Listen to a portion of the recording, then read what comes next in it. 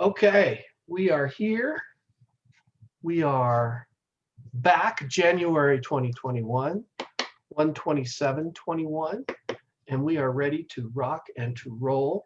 Anybody have anything they want to talk about before we get going? Good to go. Just a pleasure to be here. It's a brand new year. That always reminds me of Bull Durham. It's just a pleasure to be here. I'm just glad to be part of the team. I've never seen it. One day at a time. That's right. That's right. That's right. Oh, I love that. True. So we're here and it is January and we continue our haiku mode. So I'm going to pull up the screen here so we can see what the actual haikus are before people read them.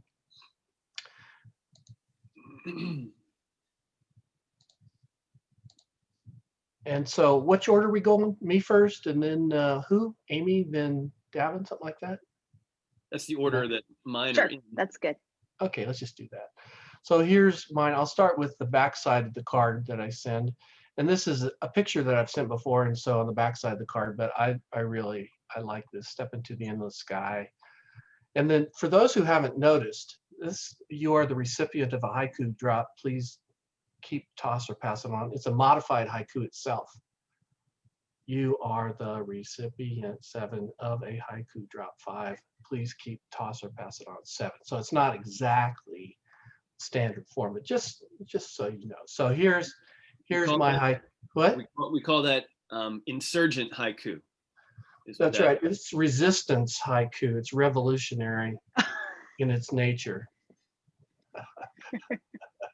It's breaking. It's irreverent haiku. Okay, here's the haiku. Days a brightening, so the skies a lightening, morn's arriving. And so, who'd like to go first? It's going to be I'll go first. Either Davin or Amy. I'll go first. Some haikus must be read aloud. This gem by Michael is one that is best enjoyed out loud. It wasn't until I read it out loud a few times that I began to fully appreciate the lightness of the words, the joy and the they flow off the lips. I appreciate that we are just a few weeks into the lengthening of days that began at the winter equinox in December. So while we know in theory that the days are lengthening, it's moving slow and it's hard to spot as much in the morning hours. It seems that darkness hangs on so late into the morning hours. But then there is this reminder that days a brightening, the sky is a lightening. I like the possessive form used for days and sky. The brightening belongs to the sky, to the day, and the lightning belongs to the sky, and arriving belongs to the morn. Light is defined as something that makes things visible or affords illumination. Bright is reflecting light. I love to look up definitions, even to words that seem so ordinary and known. I've never thought of light as affording illumination, but I like it. Day is a set period of time that light is reflected, where illumination happens. And suddenly we are back to the importance of seasons and set times that teach us universal truths. All that from a delightfully lyrical observation on morning. Wow, that's really that's good. You broke up a little bit. Did you notice that, Davin, too? She had a little bit of a. At the very beginning when you started, and it did that wonderful thing where it caught you up real fast, right? So as soon as you came back, like like that. Oh no! Anytime you can tie the morning sunrise into universal truths, that's a home run. I love it. That was a home run. Amy, you write so well. You just write so well. Oh, thank you. Every month, I realize that it's just so well. And also, someone who writes really well is the next person on our list. Is that me? That's you. It's certainly not me. All right. That has got to be the Idaho sky. What an amazing picture. I'm not sure who decided Montana should be the big sky state, because Idaho sure has it too. I love the pre-dawn morning, my favorite time of day as the birds start to sing, welcoming the impending sunrise. So much potential in the glorious day ahead. Your poem also points beyond the literal morning to the metaphorical morning, the figurative morning as I see it. Goodbye, 2020. Hello, 2021. Morning indeed. As we watched animal-pelted, chest-painted, horned marauders, seditionists and terrorists, may our new morning portend the arrival of the better angels of our nature. The words of this poem float and fly. They are light and lightening and make me feel better and happy. Here's to working hard for a 2021 that is truly a brightening and a lightening. Thank you, Michael. Nice. Very, very. I love that. That was great. You know, one of the joys of, you know, I've got friends who are professional photographers, or they're, you know, you've seen their work, you know, they're really good photographers, you know. And so I just take pictures with my little iPhone. I just got an iPhone SE, and before that, for years and years, I had an iPhone 6. And so, but I always, for these haikus, I always take my own pictures. And so this picture was actually taken on one of my morning walks, just walking down the neighborhood, you know, just walking towards the park. And so I spotted it a long time ago. I spotted it when I was getting ready for this, and I thought, gosh, that's going to fit really well. So it's you know, it's a pleasure to be able to do some of this, combine some things with what we're doing. You know, it's the art part, the writing part. Anyway, it was fun to write this. So here's what I wrote about it. I wrote this haiku way back on December 2nd last year. This was after the election, though during the continuing challenging of it. It was during the cold of winter, but knowing that spring was around the corner. It felt like we'd been through a year-long winter, and that we had reached, even in small daily ways, a turn toward the light. That same morning, I wrote in my gratitude journal, "Source of all blessings, you bless us with 2 puppies, a warm home, blankets, grandchildren, feet and hands, friends, brother and sisters, a computer that works, Facebook, Zoom, a beautiful moon, a quiet neighborhood except for laughing kids. Today, I feel the morning sun is even more silver and golden and yellow and promising." It's beautiful. Spot on. December 2nd. December 2nd. It's kind of fun. Well, Davin, I know you keep a journal as well. So I keep a journal, and so, you know, I've got these haikus going back, but I date them, so I can always kind of tell when I wrote them. Right. So anyway, okay, thank you all. Thank you for great, great reflections about that. Yeah. Okay, I forgot who's next. Amy. Amy's next. Let's take a look at what she did. So here is one side of her haiku. The front, if you will. It's the front, if you will, if I will. Did you take a picture, or did you grab it? I did not. I used it. I was looking for something specific that showed the form that my haiku is about. So. Yep. And then here's the back, if you will. If you will, and I'll let you read it.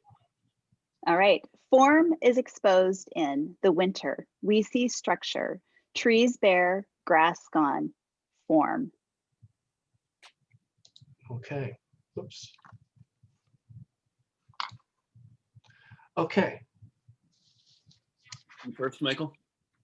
Excuse me? You first. I will go first. So, when all the jewelry is put away, when we are stripped of fashion, of title, of position, of power, when all that covers up who we are, what remains?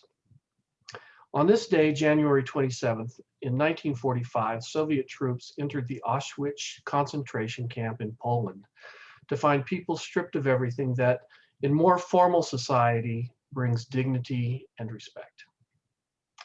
Viktor Frankl's book, Man's Search for Meaning, describes his concentration camp experiences. That book has been important to me through difficult times of my life. Two ideas from his book seem to relate to this haiku. The first, everything can be taken from a man but one thing, the last of the human freedoms, to choose one's attitude in any given set of circumstances, to choose one's own way. Everything can be taken away, but one thing.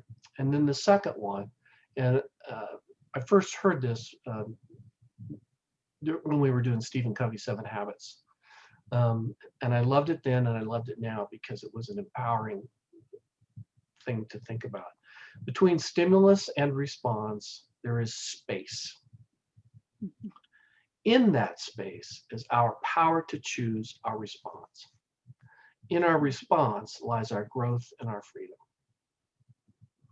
During these winter times, when the essence of us is exposed to the world, we can see, and others can see, the trunk and the branches that hold strong.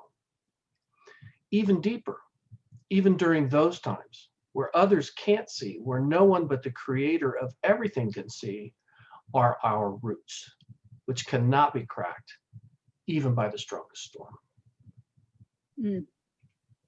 Great haiku. Beautiful, thank you. Great haiku, great image in this. Thank you. Beautiful reflection, Michael. So the second point there, is that a quote from Frankl or is that a quote from Covey? That's a quote from Frankl. I don't know if it's Frankl or Frankl. I think it's, we call him Frank. You know, it's like St. Francis. We call him Father Frank. But he wasn't even a father. He was a brother. So Brother Frank. All right. Those two trees are dancing. In the summer, I bet they have a totally different relationship. Likely, in the summer, they appear almost as one tree when their clothes are on. But the annual disrobing reveals an entirely different dimension. As the leaves fall away, form and structure are revealed. The bones holding everything together and providing the foundation of the more elegant, emergent flora.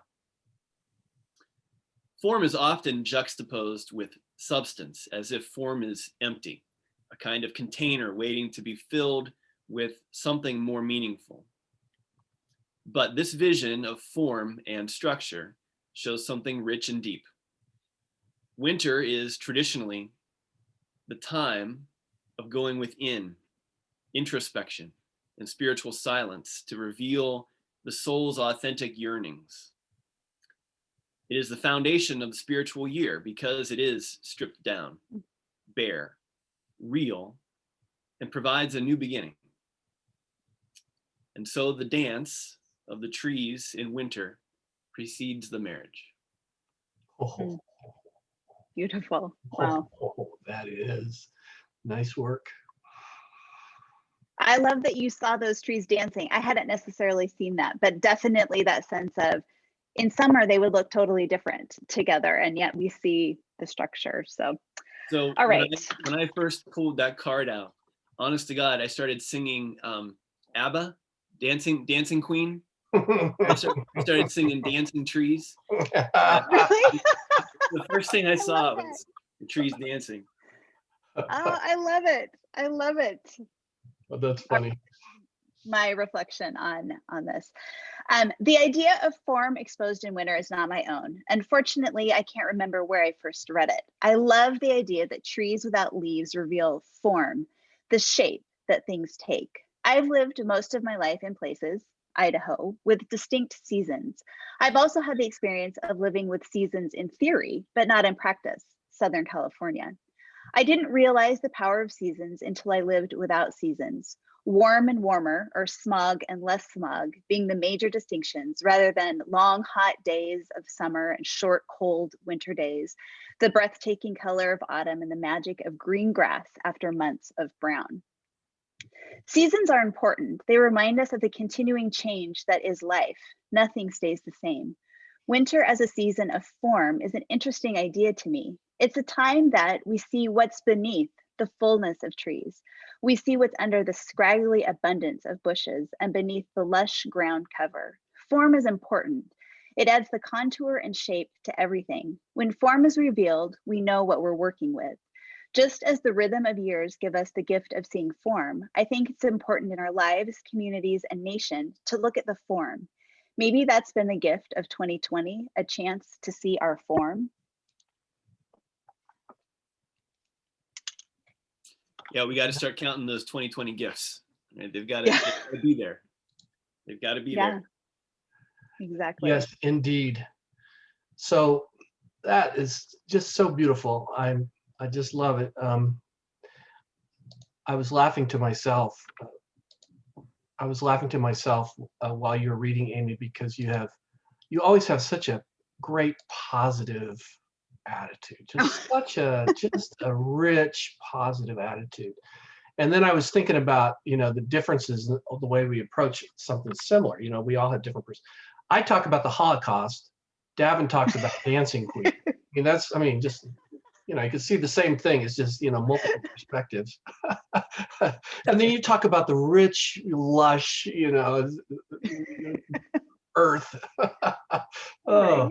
But that's what's so fun, right? That just 17 syllables or whatever it is, like we can all come up with so many different meanings that are so deep and true from 17 syllables. I think that's why I keep coming back to this, right? It's amazing. Well, and also just to extend that thought, I may have a different perspective on the same 17 words in a week. And so it's not just we three. Yeah, right. It's me stepping into the water in a month thinking this means something even different, which is why they say that you can't read the same novel twice. You read it, but you interpret it differently in different ways, and those kinds of things. So that's true. It's just really helpful to think, to me, that meaning is constructed, and so we learn as we go along. So, okay, let's go to the one. I was feeling pretty superior when I read this. Until Davin always reminds us this is our cover for this January. And here is Davin's. And let's see here. Davin, you want to read it? I love this picture. Humility is first and hardest of virtues. By myself, nothing. Isn't that a great picture? Reminds me it's of a great picture. Reminds me of Bridie of Grand Canyon, one of my favorite books when I was a kid. It's a great picture. Yeah, nice folk art kind of thing. Yeah. So Amy, you want to go first this time? I sure will. All right. Humility is hard, but a good topic to consider. My first introduction came as a high school student when my dad shared a quote from Andrew Murray on humility. Murray's quote in part calls humility, quote, perfect quietness of heart. It expects nothing, wonders at nothing that is done to me, and then it is to be at rest when nobody praises me. Humility and Andrew Murray are forever linked in my mind. Humility asks, or maybe better stated, demands us to orient our lives around something other than ourselves. It invites us to consider the radical idea that our dramas, preferences, ideas, and beliefs are not the center. This haiku points to the idea that when we center ourselves as the plumb line, nothing happens. Transformative things happen in love, that, as the ancient writers defined, is patient, kind, does not envy, does not boast, is not proud, is not self-seeking, keeps no record of wrongs. I would agree, humility is the hardest of virtues. In our culture of self-promotion and influence, based on what we do and how we do it, humility seems outdated and not very trendy. Yet, it might just be the virtue that saves us. No kidding. You're so fortunate to have a father that would share Andrew Murray with you when you were a kid. Yeah. I mean, that's impressive in itself. I didn't discover Andrew Murray until sometime in the last 3, 4, 5 years, and now I've got 2 or 3 of his books, and I just think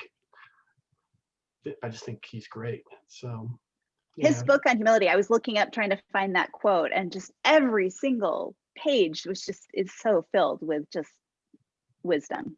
Yep. I may even have that book. I wouldn't be surprised. So anyway, my turn. Humility by Davin. When I read this haiku, written by a person who seems always to be in a mode of humbleness, it reinforced my own commitment to practice and to grow in humility, knowing that it is afar. The more humble one thinks of oneself, the less one can make the case that one actually is. Yet humility, as the haiku says, is the first and the hardest of virtues. By first, I think that it is a key to other virtues like gratitude, faith, hope, and service. Finally, by myself, nothing suggested to me that we can't do it alone. Life humbles us, others humble us, our weaknesses humble us, and show us we are just an atom in the vast infinity. We need more than ourselves, a belief in more than ourselves, to realize that while we are nothing, we are also part of everything. For me, that something is a resonance with something beyond myself, what I call the divine or God or spirit. Nice work. Nice work. Yeah, and and really my high bun is kind of like this midpoint between the two of yours. And as is often the case for me, I'm writing my haiku after some morning meditation, which usually includes some scripture stuff and some prayer. So this is, almost all of my haiku are somehow, connected to the Bible. And I forget exactly which verse it is, but by myself I can do nothing. Was that piece of scripture. Looking beyond political symbolism, I see the donkey as a true symbol of humility. It is the emblematic beast of burden, laboring always for another's benefit, unable to wallow in anything like majestic beauty or stunning physical qualities or abilities. The donkey will never run the Kentucky Derby, will never be considered prized breeding stock, the fabled retirement of champion horses. The donkey finds its home instead in the dignity of work. It's a good choice, I think, as a representative of humility. I haven't done any kind of exhaustive study, so I rely mostly on my own experience in saying that humility likely doesn't come naturally to most of us. As I observe the world, humility is usually beat into us by life. Much like wisdom begins with fear, the foundation of other virtues is humility. It's the doorway to gratitude, charity, justice, prudence, faith, hope, temperance, and any others. I'm playing fast and loose with my list of virtues here.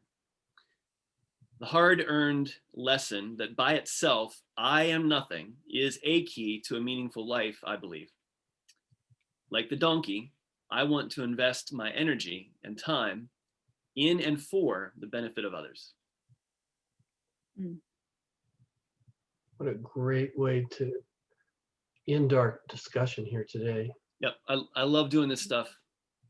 It's some of the most fun I have writing all month long. I know. I was thinking, why didn't I think about the donkey? Like, so many great reflections on the donkey. I didn't get the symbolism, but I love it. Yeah, we're getting close to Easter, aren't we? There's all that too. So, well, my friends, it's been a joy, as it is every single month. Are there any other reflections before we get out of here? Nope, just thank you guys. Thank you all. I'm going to turn off this recording and have a great month, everyone.